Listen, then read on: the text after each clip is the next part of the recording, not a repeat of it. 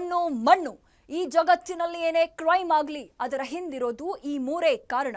ಈ ಸ್ಟೋರಿ ನೋಡಿದ್ರೆ ಅಪರಾಧ ಮಾಡುವಾಗ ಪಾಪಿಗಳ ಮನಸ್ಸಲ್ಲಿ ದುರಾಸೆ, ಮೋಹ, ಆಕ್ರೋಶ, ಕಾಮ ಹೀಗೆ ಏನಿರುತ್ತೋ ಏನೋ ಆಗಬಾರದುವಾಗಿ ಸಿಕ್ಕಿಬಿದ್ದ ಮೇಲೆ ಪ್ರತಿಯೊಬ್ಬ ಅಪರಾಧಿಗೂ ಅನಿಸೋದು ಮನಸ್ಸಿನಲ್ಲಿ ಕಾಡೋ ಮೊದಲ ಮತ್ತು ಕೊನೆಯ ಪ್ರಶ್ನೆ ಒಂದೇ, ಇದೆಲ್ಲ ಬೇಕಿತ್ತ? ನಾನು ಕೀರ್ತಿಶ್ರೀ.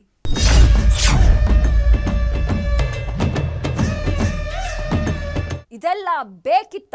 ಇಂಥದೊಂದು ಪ್ರಶ್ನೆಯನ್ನ ದರ್ಶನ್ ಅಭಿಮಾನಿಗಳು ಕೇಳ್ಕೋಬೇಕು. ಪವಿತ್ರ ಗೌಡಗೆ ರೇಣುಕಾಸ್ವಾಮಿ ಮಾಡಿದ್ದು ತಪ್ಪು ಅನ್ನೋರು ಅದಕ್ಕಿಂತ ಕೆಟ್ಟ ಕೊಳಕ ಭಾಷೆಯಲ್ಲಿ ಇನ್ನೊಬ್ಬ ಹೆಣ್ಣನ್ನ ಬೈತಾರೆ ಅಂದ್ರೆ ಇವರಿಗೂ ರೇಣುಕಾಸ್ವಾಮಿಗೂ ಏನ್ ವ್ಯತ್ಯಾಸ? ಹಾಗೆ ಕೆಣಕೋರು ರಮ್ಯಾ ಅವರನ್ನ ಕೆಣಕಬಾರ್ದಿತ್ತು ಅಂತ ಅಂದುಕೊಳ್ಳೋ ಸಮಯ ಬಂದಿದೆ. 43 ಜನರ ಗ್ರಹಚಾರ ತಪ್ಪಿದೆ. ರಮ್ಯಾಗೆ ಅಶ್ಲೀಲ ಮೆಸೇಜ್. ಆ 43 ಜನರ ಗ್ರಹಚಾರ ಕೆಟ್ಟಿತ್ತ. ನನಗೆ ಹೆಣ್ಮಕ್ಳು ಹೆಸರೆಲ್ಲ ಅನ್ಸುತ್ತೆ. ನನಗೆ ಇವ್ರು ಹುಡುಗರು ಏನ್ ಮಾಡ್ತಾ ಇದಾರೆ ಗೊತ್ತಾ, ಅವ್ರು ಬೇಕಂತ ಹುಡುಗಿರ ಹೆಸರು ಯೂಸ್ ಮಾಡ್ತಾ ಇದಾರೆ, ಹುಡುಗಿರ್ ಫೋಟೋ ಯೂಸ್ ಮಾಡ್ತಾ ಇದಾರೆ. ದರ್ಶನ್ ಅಭಿಮಾನಿಗಳಿಗೆ ಟಾಯ್ಲೆಟ್ ನಿಂದ ಪ್ರಥಮ್ ಕೊಟ್ಟ ಒಳ್ಳೆ ಸಂದೇಶ. ತಿನ್ನಕ್ಕೆ ರೌಡಿಗಳ ಹತ್ರ ಹೋಗಿ ಏನ್ರು ನಿಮ್ದು ಒಂದು ಬಾಳೆನ್ರು ಅದ್ಯಾವ್ದೋ ಡಿ ಕಂಪ್ನಿ, ಡುಬಾಕ್ ಕಂಪ್ನಿ, ಅದು ದರ್ವೇಸಿಗಳ ಕಂಪ್ನಿ ಅಂತ ಇಟ್ಕೊಳ್ಳಿ ನೀವು. ಸಿಕ್ಕಿ ಬಿದ್ರೆ ದರ್ಶನ್ ಫ್ಯಾನ್ಸ್ಗೆ ಜೈಲೂಟ guarantee. The given rape threats, Renukaswamy ಬದಲು ನಿಮ್ಮನ್ ಮರ್ಡರ್ ಮಾಡಬೇಕಾಗಿತ್ತು ಅಂತ ಹಾಕಿದ್ರು. ಮತ್ತೆ ಬೇರೆ I can't even repeat it. ಇನ್ನೊಂದು ಏನಂದ್ರೆ ನನಗೆ ಆಕ್ಚುಲಿ ಇಷ್ಟು ಕೆಟ್ಟ ವರ್ಡ್ಸ್ ನನ್ನ ಲೈಫಲ್ಲಿ ನಂಗೆ ಗೊತ್ತಿರಲಿಲ್ಲ.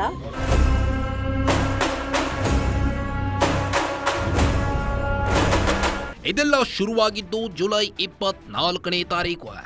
ಜುಲೈ 24ರಂದು ರೇಣುಕಾಸ್ವಾಮಿ ಕೊಲೆ ಕೇಸ್ನಲ್ಲಿ ದರ್ಶನ್ ಅಂಡ್ ಗ್ಯಾಂಗ್ಗೆ ಜಾಮೀನು ಕೊಟ್ಟಿದ್ದ ಪ್ರಕರಣದ ವಿಚಾರಣೆ ಇತ್ತು. ಹೈಕೋರ್ಟ್ ಜಾಮೀನು ಕೊಟ್ಟಿದ್ದರ ಬಗ್ಗೆ ಆಕ್ಷೇಪ ವ್ಯಕ್ತಪಡಿಸಿದ್ದ ಸುಪ್ರೀಂ ಕೋರ್ಟ್ ಹೈಕೋರ್ಟ್ ಜಾಮೀನು ನೀಡಿದ್ದು ಸರಿಯಲ್ಲ ಎಂದು ಅಭಿಪ್ರಾಯಪಟ್ಟಿತ್ತು. ವೀಕ್ಷಕರೇ, ಆ ಜಾಮೀನು ಅರ್ಜಿ ವಿಚಾರಣೆಯ ತೀರ್ಪು ಇನ್ನೂ ಬಂದಿಲ್ಲ. ಆ ದಿನ ರಮ್ಯಾ ಒಂದು ಟ್ವೀಟ್ ಮಾಡಿದ್ರು.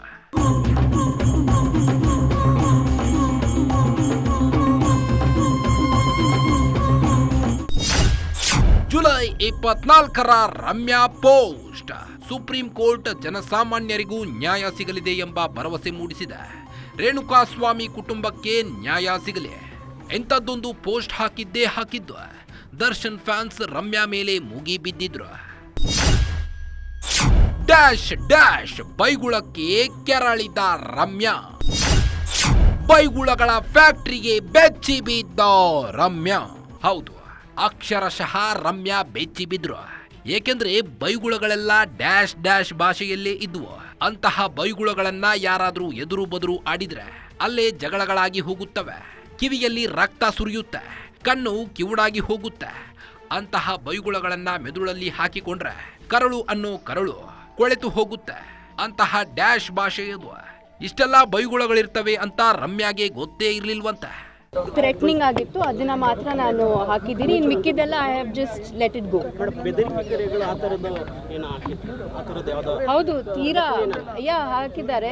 The given rape threats, Renukaswamy ಬದಲು ನಿಮ್ಮನ್ ಮರ್ಡರ್ ಮಾಡಬೇಕಾಗಿತ್ತು ಅಂತ ಹಾಕಿದ್ರು. ಮತ್ತೆ ಬೇರೆ I can't even repeat it. ಇನ್ನೊಂದು ಏನಂದ್ರೆ ನನಗೆ ಆಕ್ಚುಲಿ ಇಷ್ಟು ಕೆಟ್ಟ ವರ್ಡ್ಸ್ ನನ್ನ ಲೈಫಲ್ಲಿ ನಂಗೆ ಗೊತ್ತಿರಲಿಲ್ಲ. ಆ್ಯಂಡ್ ಇವತ್ತು ಆ ಮೀನಿಂಗು ನನಗೆ ಗೊತ್ತಿಲ್ಲ, but I just know it's bad words ಅಂತ. ಸೊ ಅದು ನಿಮ್ಗೆ ಸಿಗತ್ತೆ ಕಾಪಿ, ಸೊ ನೀವೇ ನೋಡಿ. ಅರೆ, ಅಷ್ಟು ಅಸಹ್ಯವಾಗಿರೋ ಭಾಷೆನಾ? ಅದು ಅವರಿಗೆ ಅಕ್ಕ, ತಂಗಿ, ತಾಯಿ, ಹೆಂಡತಿ, ಮಕ್ಕಳು ಇರಲ್ವಾ? ಇದು ನಾವು ಕೇಳಿದ ಪ್ರಶ್ನೆಯಲ್ಲ, ರಮ್ಯಾ ಮೇಡಮ್ ಅವರೇ ಕೇಳಿದ ಪ್ರಶ್ನೆ. ರಮ್ಯಾ ಅವರು ನಟಿ, ವಯಸ್ಸು 40 ದಾಟಿದ್ರೂ ನಾಯಕಿಯರ ಲೆಕ್ಕ ನೋಡಿದ್ರೆ ರಮ್ಯಾ ಇವತ್ತಿಗೂ ನಂಬರ್ 1. ಸಿನಿಮಾದಲ್ಲಿ ನಟಿಸೋದನ್ನ ಸ್ಟಾಪ್ ಮಾಡಿ ದಶಕಗಳೇ ಆಗಿ ಹೋಗಿದೆ. ಆಕೆ ನಟಿಯಷ್ಟೇ ಅಲ್ಲ, ಮಂಡ್ಯ ಕ್ಷೇತ್ರದಿಂದ ಸ್ಪರ್ಧೆ ಮಾಡಿ ಗೆದ್ದಿದ್ದ ಸಂಸದೆಯೂ ಹೌದು. ರಾಷ್ಟ್ರ ಮಟ್ಟದಲ್ಲಿ ಕಾಂಗ್ರೆಸ್ ಸೋಷಿಯಲ್ ಮೀಡಿಯಾ ಹ್ಯಾಂಡಲ್ ಮಾಡುತ್ತಿದ್ದ ನಾಯಕಿ. ಅಂತವರಿಗೆ ಹೀಗಾಗುತ್ತೆ ಅಂದ್ರೆ ರಮ್ಯಾ ಕೇಳಿದ್ದು ಅದನ್ನೇ.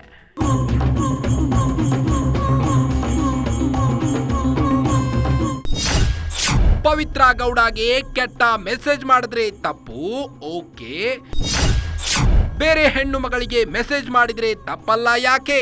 ಡಿ ಬಾಸ್ ಫ್ಯಾನ್ಸ್ಗೂ ಅನ್ಸುತ್ತೆ ರೇಣುಕಾಸ್ವಾಮಿ ಮಾಡಿದ ತಪ್ಪಂತ. ಮತ್ತೆ ನೀವ್ ಮಾಡ್ತಿರೋದು ಸೇಮ್ ಟು ಸೇಮ್ ಅಲ್ವಾ? ಅದು ತಪ್ಪಂತ ಇವ್ರಿಗೆ ಅನ್ಸಲ್ವಾ?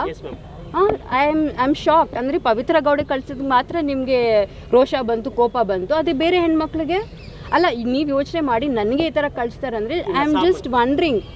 ಸೋಷಿಯಲ್ ಮೀಡಿಯಲ್ಲಿ ಎಷ್ಟೋ ಜನ ಆ್ಯಕ್ಚುಲಿ ಹುಡುಗಿರು ನಾನು ನೋಡಿದ್ದೀನಿ, ಅವ್ರಿಗೆ ಟ್ರೋಲ್ ಮಾಡೋರೆಲ್ಲ ಅವ್ರ ವಿಡಿಯೋ ಮಾಡಿ ಹಾಕಿದ್ದಾರೆ. So hats off to them. ತಪ್ಪಲ್ಲ, ಅದು ಡಿ ಬಾಸ್ ಫ್ಯಾನ್ಸ್ ಉತ್ತರ. ಆಶ್ಚರ್ಯ ಆದರೂ ಇದು ನಿಜ. ಈಗ ಕಂಪ್ಲೇಂಟ್ ಆಗಿದೆ, ಕೇಸ್ ಇನ್ವೆಸ್ಟಿಗೇಷನ್ ಶುರುವಾಗಿದೆ. ಒಬ್ರಲ್ಲ ಇಬ್ರಲ್ಲ, ಬರೋಬ್ಬರಿ 43 ಮಂದಿಯ ವಿರುದ್ಧ ಕೇಸ್ ರಿಜಿಸ್ಟರ್ ಮಾಡಿಸಿದ್ದಾರೆ ರಮ್ಯಾ. ಹೆಣ್ಣು ಮಕ್ಕಳ ಹೆಸರಲ್ಲಿ ಕೊಳಕರ ಡರ್ಟಿ ಗೇಮ್. ಸ್ವಂತ ಹೆಸರು ಇಟ್ಟುಕೊಳ್ಳದ ಪುಕ್ಕಲರ ಗ್ಯಾಂಗ್. ಡೌಟೇ ಇಲ್ಲ, ಇದು ಪುಕ್ಕಲರ ಗ್ಯಾಂಗ್. ಬಹಳಷ್ಟು ಜನ ಅವರ ಒರಿಜಿನಲ್ ಹೆಸರು ಇಟ್ಕೊಂಡಿಲ್ಲ. ಸುಮ್ಮನೆ ಈ ದೂರಿನಲ್ಲಿರೋ 43 ಜನರ ಹೆಸರಿನಲ್ಲಿ ಒಂದಿಷ್ಟು ಹೆಸರನ್ನ ನೋಡಿ. ಪೂಜಾ ಶೈವ್, ಸುಜನ್, ಅರ್ಪಿತಾ, ಚಿನ್ಮಯ್ ಇಂತಹ ಹುಡುಗಿಯರ ಹೆಸರಿದ್ರೆ, ಇನ್ನು ಕೆಲವರು ಅಲೆಕ್ಸ್ 46, ಅಚೆಂಟಿ, D boss celebrity, D boss fans, money marketing, Vinnu style, OS, KA28, forever Darshan, it's me Chintu, Dachchu 9622, ನೊಕ್ಕಡಿನೇ ಇಂತಹ ಸರಳವಾಗಿ ಅರ್ಥವಾಗದ, ಅರ್ಥ ಇಲ್ಲದ ಹೆಸರು ಇಟ್ಕೊಂಡಿದ್ದಾರೆ. ಆಕ್ಚುಲಿ ನನಗೆ ಹೆಣ್ಮಕ್ಳು ಹೆಸರಲ್ಲ ಅನ್ಸುತ್ತೆ. ನನಗೆ ಇವ್ರು ಹುಡುಗರು ಏನು ಮಾಡ್ತಾ ಇದ್ದಾರೆ ಗೊತ್ತಾ, ಅವ್ರು ಬೇಕಂತ ಹುಡುಗಿರ ಹೆಸರು ಯೂಸ್ ಮಾಡ್ತಾ ಇದ್ದಾರೆ, ಹುಡುಗಿರ ಫೋಟೋ ಯೂಸ್ ಮಾಡ್ತಾ ಇದ್ದಾರೆ. ನನಗೆ ಅನ್ಸಲ್ಲ ಈ ಥರ ಯಾವ ಬಾಯಲ್ಲೂ, ಹೆಣ್ಮಕ್ಳು ಬಾಯಲ್ಲಂತೂ ಈ ಥರ ಪದಗಳು ಬರೋದು ಸಾಧ್ಯನೇ ಇಲ್ಲ. ಐ ಡೆಫಿನೆಟ್ಲಿ ಫೀಲ್ ದ್ಯಾಟ್ ಇವ್ರು ಯಾರೋ ಒಬ್ಬರು ಕೂತ್ಕೊಂಡು ಒಂದು 100 ಅಕೌಂಟ್ ಮಾಡಿದ್ದಾರೆ. ಯಾವುದಕ್ಕೂ ಮುಖನೂ ಇಲ್ಲ, ಹೆಸರು ಇಲ್ಲ, ಏನೇನೋ ಯೂಸರ್ ನೇಮ್ ಯೂಸ್ ಮಾಡ್ತಾ ಇದ್ದಾರೆ. ಎಸ್ಪೆಷಲಿ ಹೆಣ್ಮಕ್ಳದು ಫೋಟೋಸ್ ಮಿಸ್ಯೂಸ್ ಮಾಡ್ತಾ ಇದ್ದಾರೆ. ಇನ್ಫ್ಯಾಕ್ಟ್ ನನಗೆ ಒಬ್ಬರು ಟ್ರೋಲ್ ಮಾಡಿರೋರು ಸಿಸ್ಟರ್ ನನಗೆ ಮೆಸೇಜ್ ಮಾಡಿದ್ರು, ಮ್ಯಾಮ್ ನಾವು ಕ್ಷಮಿಸಿ ಪ್ಲೀಸ್, ಗೊತ್ತಿಲ್ಲ ನಮ್ಮ ಅಣ್ಣ ಹಿಂಗೆ ಮಾಡಿಬಿಟ್ಟಿದ್ದಾರೆ ಅಂತ ಅವ್ರು ಮೆಸೇಜ್ ಮಾಡಿದ್ರು. ಅದು ಕೂಡ ನಾನು ಕಂಪ್ಲೇಂಟಲ್ಲಿ ಹಾಕಿದ್ದೀನಿ, ಅದು ಕೂಡ ನಿಮಗೆ ಸಿಗ್ಬೋದೇನೋ, ನೀವು ನೋಡಿ.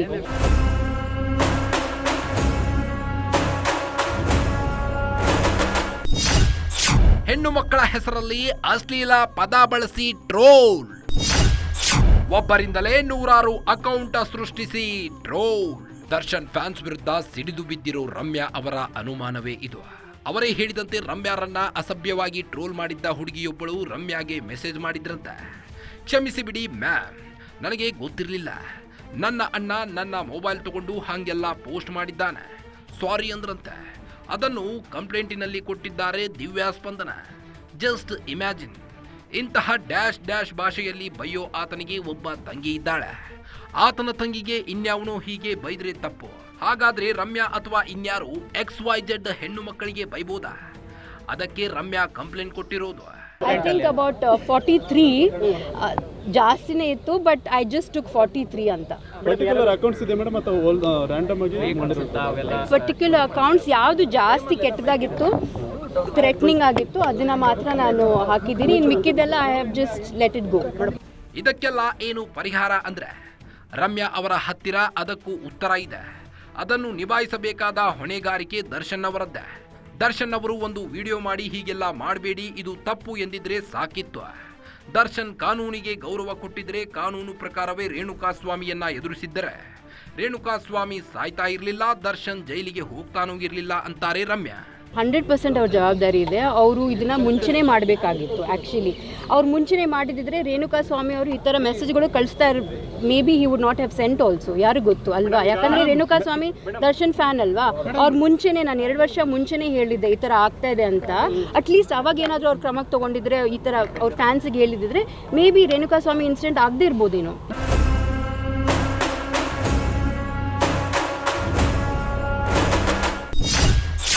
2 ವರ್ಷದ ಹಿಂದೆಯೇ ಎಚ್ಚರಿಸಿದ್ದ ರಮ್ಯಾ. ಸುದೀಪ್ ಯಶ್ ವಿರುದ್ಧವೂ ಅಬ್ಬರಿಸಿದ್ದ ಡಿ ಬಾಸ್ ಫ್ಯಾನ್ಸ್. ದರ್ಶನ್ ಅಭಿಮಾನಿಗಳ ಹುಚ್ಚಾಟ ಇದೇ ಮೊದಲೇನಲ್ಲ. ಸುದೀಪ್ ಯಶ್ ಸೇರಿದಂತೆ ಕನ್ನಡದ ಯಾವ ಸ್ಟಾರ್ ನಟನೂ ಬಿಟ್ಟಿಲ್ಲ. ಸುದೀಪ್ ಯಶ್ ಸೇರಿದಂತೆ ಕನ್ನಡದ ಬಹುತೇಕ ಸ್ಟಾರ್ ನಟ ಹೆಂಡತಿ ಮಕ್ಕಳನ್ನು ಟೀಕೆ ಮಾಡಿದ್ರು. ಒನ್ಸ್ ಅಗೇನ್ ಈಗ ಯಾವ ಭಾಷೆ ಬಳಸ್ತಾ ಇದ್ರು ಅದಕ್ಕಿಂತಲೂ ಕೆಟ್ಟದಾಗಿ ಡ್ಯಾಶ್ ಡ್ಯಾಶ್ ಭಾಷೆಗಳನ್ನ ಬಳಸಿದ್ರು. ಆಗಲೇ ಪೋಸ್ಟ್ ಹಾಕಿದ್ರು ರಮ್ಯಾ. ಅಷ್ಟೇ ಅಲ್ಲ, ಸ್ವತಃ ರಮ್ಯಾಗೂ ಅನುಭವವಾಗಿತ್ತು. 2 ವರ್ಷದ ಹಿಂದೆ ರಮ್ಯಾ ಅನುಭವಿಸಿದ್ದ ನೋವು. 2 ವರ್ಷ ಹಿಂದೆ ಅನಿಸುತ್ತೆ, ನಾನೊಂದು ಕಂಪ್ಲೇಂಟ್ ಕೊಟ್ಟಿದ್ದೆ ಅಲ್ಲಿ. ಅವ್ರು ಆಮೇಲೆ ನನಗೆ ಫೋನ್ ಮಾಡಿ ಹೇಳಿದ್ರು, ಬೆಲ್ಗಾಮೋ ಬೀದರ್ ಯಾವುದೋ ಒಂದು ಊರಲ್ಲಿ ಒಂದು ಹುಡುಗ ಹೋಗಿ ಪಬ್ಲಿಕ್ ವೈಫೈ ಯೂಸ್ ಮಾಡಿಕೊಂಡು ಒಂದು ಸೆಂಟರಲ್ಲಿ ಕೂತ್ಕೊಂಡು ಮೆಸೇಜ್ ಮಾಡಿದ ಅಂತ ನನಗೆ. ಆಮೇಲೆ ನನಗೆ ಗೊತ್ತಾಯಿತು ಅವ್ನಿಗಿನ್ನೂ ಚಿಕ್ಕ ವಯಸ್ಸು. ನಾನು ಸರಿ ಆಯಿತು ವಾರ್ನಿಂಗ್ ಕೊಟ್ಬಿಟ್ಟು ಬಿಟ್ಬಿಡಿ ಅಂತ ಹೇಳಿದೆ. ಯಾಕಂದರೆ ಅವ್ರಿಗೆ ಬ್ರೈನ್ ವಾಶ್ ಆಗಿದೆ, ಅವ್ರಿಗೇನು ಗೊತ್ತಿಲ್ಲ, ಇನ್ನೂ ಅವ್ರ ಜೀವನ ಇನ್ನೂ ಎಷ್ಟೋ ಇದೆ ಅವ್ರು ಸಾಧಿಸಬೇಕಾಗಿರೋದು. ಸೊ ಚಿಕ್ಕ ಹುಡುಗ ಅಲ್ವಾ, ಬಿಟ್ಬಿಡಿ ಅಂತ ನಾನು ಅಲ್ಲಿಗೆ ನಾನು ಮುಗಿಸ್ಬಿಟ್ಟೆ ಕೇಸ್. ಹೌದು, ಅವತ್ತು ಹಾಗೆ ಮೆಸೇಜ್ ಮಾಡಿದ್ದವನು ಚಿಕ್ಕ ಹುಡುಗ. ಅವನಿಗೆ ವಾರ್ನಿಂಗ್ ಕೊಟ್ಟು ಬಿಟ್ಟು ಬಿಡಿ ಎಂದಿದ್ದ.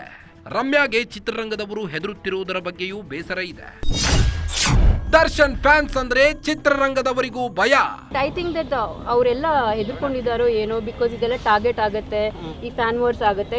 ಕೆಲವರು ಅನ್ಕೊಂಡ್ಬಿಟ್ಟಿದ್ದಾರೆ ಸೈಲೆನ್ಸ್ ಇಸ್ ಬೆಸ್ಟ್ ಅಂತ ಸುಮ್ಮನೆ. ಬಟ್ ನೀವು ಸುಮ್ಮನಿದ್ದಕ್ಕೇನೆ ಇದೆಲ್ಲ ಇಷ್ಟೆಲ್ಲ ನಡೀತಾ ಇದೆ. ಇನ್ನೂ ಎಷ್ಟು ಮಟ್ಟಕ್ಕೆ ಹೋಗ್ಬೇಕು ಅನ್ಕೊಂಡಿದ್ದೀರಾ ನೀವೆಲ್ಲ? ಹೀಗೆಲ್ಲ ಹೇಳು ರಮ್ಯಾಗೆ ಪ್ರಥಮ್ ಯಾಕೆ ಇನ್ನೂ ದೂರು ಕೊಟ್ಟಿಲ್ಲ ಅನ್ನೋ ಪ್ರಶ್ನೆಯೂ ಎದುರಾಯಿತು. ಹಾಗೆ ಹೇಳಿದ ಹೊತ್ತಲ್ಲೇ ರಮ್ಯಾ ಪರ ಧ್ವನಿ ಎತ್ತಿದ್ದ ನಟ ಪ್ರಥಮ್ ಕೂಡ ಪೊಲೀಸ್ ಸ್ಟೇಷನ್ಗೆ ಬಂದ್ರು, ಕಂಪ್ಲೇಂಟ್ ಕೂಡ ಕೊಟ್ರು. ರಮ್ಯಾ ಪರ ನಿಂತ ಶಿವರಾಜ್ ಕುಮಾರ್. ಚಿತ್ರರಂಗದಲ್ಲಿ ಮೊದಲು ರಮ್ಯಾ ಪರ ನಿಂತಿದ್ದವರು ವಿನಯ್ ರಾಜ್ಕುಮಾರ್, ಪ್ರಥಮ್, ಅಹಿಂಸಾ ಚೇತನ್, ಫೈರ್ ಸಂಘಟನೆಯವರು ಮಾತ್ರ.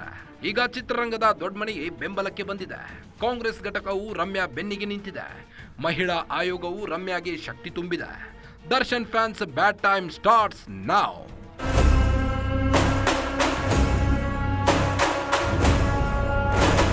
ದರ್ಶನ್ ಫ್ಯಾನ್ಸ್ ಎಲ್ಲ ಡ್ಯಾಶ್ ಡ್ಯಾಶ್ ಭಾಷೆ ಬಳಸಿದ್ರೆ ಪ್ರಥಮ್ ರೋಸ್ಟ್ ಮಾಡೋದು ಬೇರೆಯದ್ದೇ ರೀತಿ. ಟಾಯ್ಲೆಟ್ನಲ್ಲಿ ಕೂತ್ಕೊಂಡು ವಿಡಿಯೋ ಮಾಡಿ ಡಿ ಬಾಸ್ ಫ್ಯಾನ್ಸ್ ಅಂದರೆ ಡುಬಾಕ್ ಫ್ಯಾನ್ಸ್ ಅನ್ನೋದು.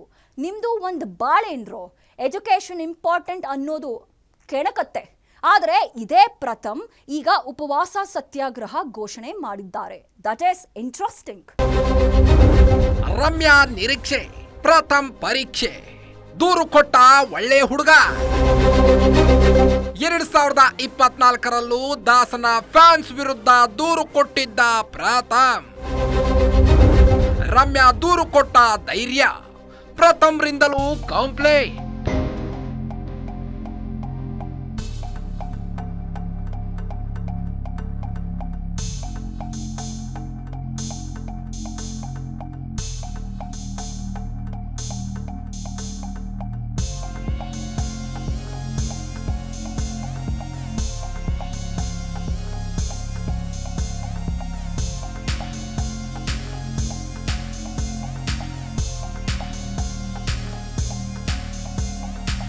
ಬಿಗ್ ಬಾಸ್ ಮೂಲಕ ಕನ್ನಡಿಗರಿಗೆ ಗೊತ್ತಾದ ಪ್ರಥಮ್ ಅವರಿಗೆ ಈ ಹಿಂದೆ ದರ್ಶನ್ ಫ್ಯಾನ್ಸ್ ಎದುರು ಹಾಕಿಕೊಂಡಿರೋ ಅನುಭವ ಇದೆ.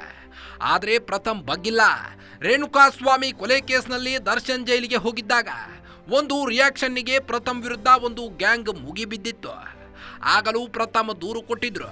ಕೆಲವರನ್ನು ಅರೆಸ್ಟ್ ಮಾಡಿ ಪೊಲೀಸ್ ವಾರ್ನಿಂಗ್ ಕೊಟ್ಟಿದ್ರು. ಆದರೆ ಅದು ಅಲ್ಲಿಗೆ ಮುಗಿದಿಲ್ಲ. ದೊಡ್ಡಬಳ್ಳಾಪುರದಲ್ಲಿ ದೇವಸ್ಥಾನವೊಂದರ ಕಾರ್ಯಕ್ರಮಕ್ಕೆ ಹೋಗಿದ್ದಾಗ ಪ್ರಥಮ್ಗೆ ಬೆದರಿಕೆ ಹಾಕಿದ್ರಂತೆ. ಅದು ಲಾಯರ್ ಜಗದೀಶ್ ಅವರಿಂದ ಲೀಕ್ ಆಗಿ ರಾದ್ದಾಂತವೇ ಆಗಿ ಹೋಗಿತ್ತು.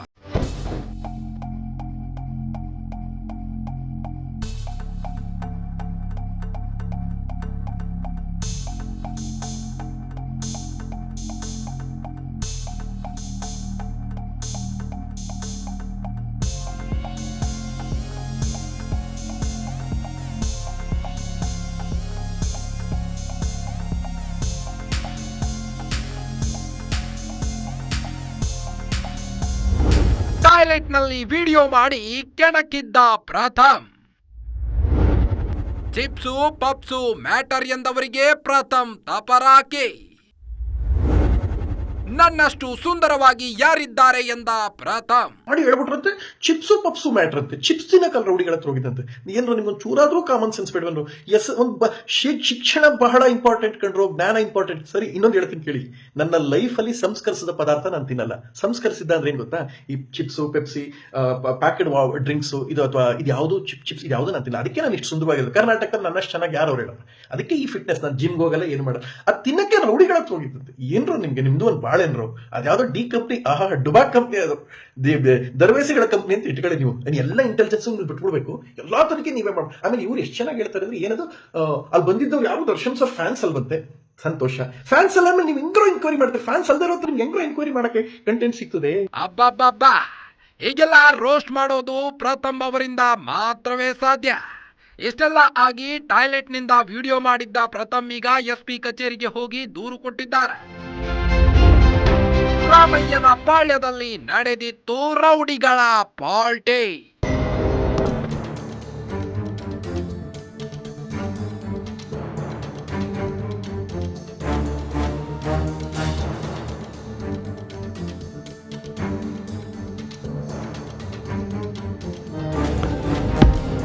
ಹಾಗೆ ಮೊದಲು ಈ ವಿಡಿಯೋ ನೋಡ್ಕೊಂಡು ಬಿಡಿ. ಇದು ದೊಡ್ಡಬಳ್ಳಾಪುರದಲ್ಲಿ ನಡೆದಿದ್ದ ರೌಡಿಗಳ party. Bakery Raghu, cycle Ravi, ಯಾರೋ ಒಬ್ರು ಲೇಡಿ ರೌಡಿ ಎಲ್ಲ ಆಂಧ್ರದಿಂದ ರೌಡಿಗಳನ್ನ ಕರೆಸ್ಕೊಂಡು ಬರ್ತ್ಡೇ ಪಾರ್ಟಿ ಮಾಡಿದ್ರಂತೆ. ಆ ಪಾರ್ಟಿ ನಡೆಸ್ತಾ ಇದ್ದ ಬೇಕರಿ ರಘುನೆ ಪ್ರಥಮ್ಗೆ ಡ್ಯಾಗರ್ ತೋರಿಸಿ ಚುಚ್ಚಿ ಬಿಡ್ತೇನೆ ಅಂತ ಬೆದರಿಕೆ ಹಾಕಿದ್ದಂತೆ.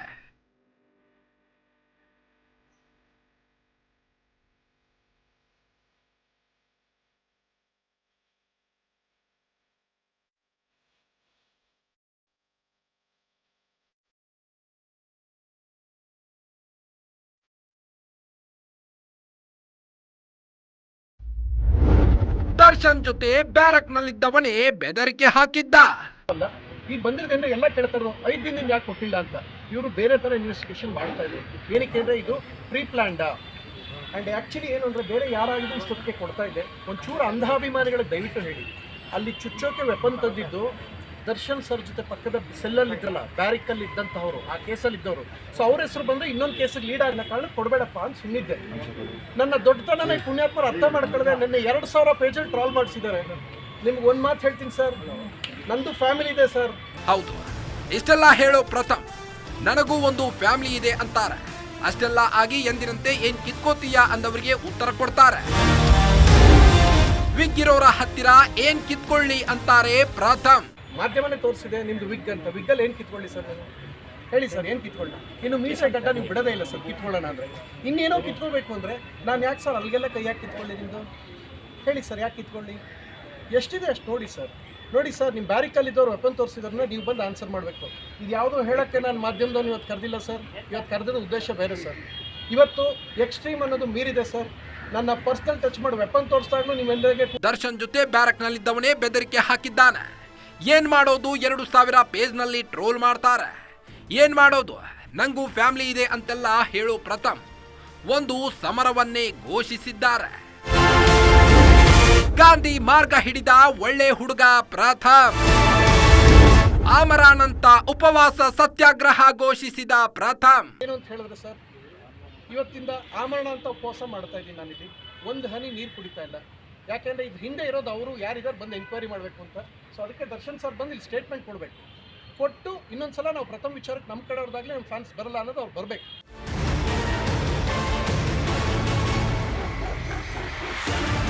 ಹೌದು, ಇದು ಪ್ರಥಮ್ ಶಪಥ ಪ್ರತಿಜ್ಞೆ. ಸ್ವತಃ ದರ್ಶನ್ ಬಂದು ನನ್ನ ಫ್ಯಾನ್ಸ್ ಪ್ರಥಮ್ ತಂಟೆಗೆ ಬರಲ್ಲ ಎನ್ನುವವರೆಗೆ ನಾನು ಉಪವಾಸ ಮಾಡುತ್ತೇನೆ ಅಂತ ಘೋಷಿಸಿದ್ದಾರೆ.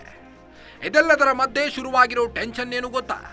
ದರ್ಶನ್ ಜಾಮೀನು ಅರ್ಜಿ ವಿಚಾರಣೆ ಏನಾಗುತ್ತೆ ಅನ್ನೋದು. ಸುಪ್ರೀಂ ತೀರ್ಪು ಬರುವ ಮುನ್ನವೇ ರಾದ್ದಾಂತ. ಸಾಕ್ಷಿಗಳ ಜೊತೆ ಕಾಣಿಸಿಕೊಳ್ತಿರೋ ದರ್ಶನ್. ದರ್ಶನ್ ಫ್ಯಾನ್ಸ್ ಆರ್ಭಟವೇ ದರ್ಶನ್ಗೆ ಮುಳುವಾಗುತ್ತಾ?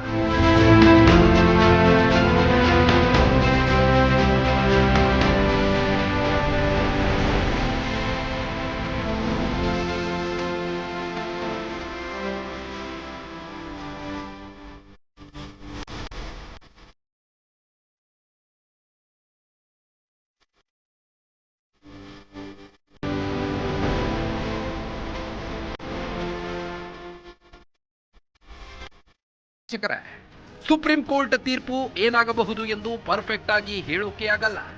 ಅದು ಅಪರಾಧ ಕೂಡ. ಆದರೆ ಜಾಮೀನು ಪಡೆದ ಮೇಲೆ ಒಂದಿಷ್ಟು ಷರತ್ತು ಹಾಕ್ತಾರಲ್ಲ, ಅದರಲ್ಲಿ ಸಾಕ್ಷಿಗಳ ಮೇಲೆ ಪ್ರಭಾವ ಬೀರಬಾರದು ಅಂತಾನೂ ಇರುತ್ತೆ. ಆದರೆ ದರ್ಶನ್ ರೇಣುಕಾಸ್ವಾಮಿ ಕೊಲೆ ಕೇಸ್ನಲ್ಲಿ ಸಾಕ್ಷಿಯಾಗಿರುವವರ ಜೊತೆ ವೇದಿಕೆಗಳಲ್ಲಿ ಕಾಣಿಸಿಕೊಳ್ತಿದ್ದಾರೆ. ಪಾರ್ಟಿ ವಿಡಿಯೋಗಳಲ್ಲಿ ಬರ್ತಾ ಇವೆ.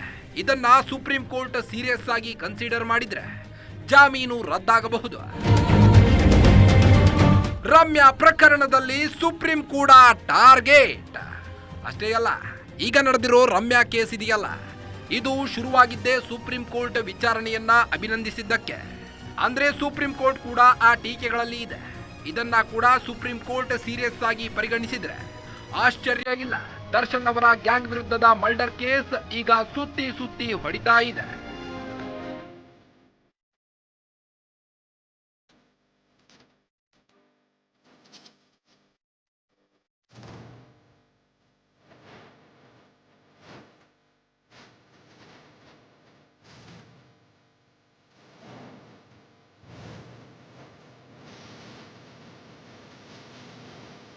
ಎಲ್ಲದಕ್ಕೂ ಒಂದ್ ಎಂಡ್ ಇರುತ್ತೆ. ಇಲ್ಲಿ ಕೋಟೆ ಕಟ್ಟಿ ಮೆರೆದವರು ಮಣ್ಣಾಗಿದ್ದಾರೆ, ಸಾಮ್ರಾಜ್ಯ ಕಟ್ಟಿ ಮೆರೆದವರು ಮಣ್ಣಾಗಿದ್ದಾರೆ. ಅಂಥದ್ರಲ್ಲಿ ಡ್ಯಾಶ್ ಡ್ಯಾಶ್ ಭಾಷೆ ಬಳಸಿ ಸಾಮ್ರಾಜ್ಯ ಕಟ್ಟೋರು ಏನ್ ಮಹಾ. ವೇಟ್, ಸುಪ್ರೀಂ ಕೋರ್ಟ್ ಇನ್ನೂ ಬಾಕಿ ಇದೆ. ಆಮೇಲೆ ಅವರೇ ಹೇಳ್ತಾರೆ ನಮಗೆ ಇದೆಲ್ಲ ಬೇಕಿತ್ತಾ ಅಂತ. ಇದಾಗಿತ್ತು ಹೊತ್ತಿನ ವಿಶೇಷ. ನೀವು ನೋಡ್ತಿದ್ದೀರಿ ಗ್ಯಾರಂಟಿ ನ್ಯೂಸ್, ಸುದ್ದಿ ಖಚಿತ, ನ್ಯಾಯ ನಿಶ್ಚಿತ.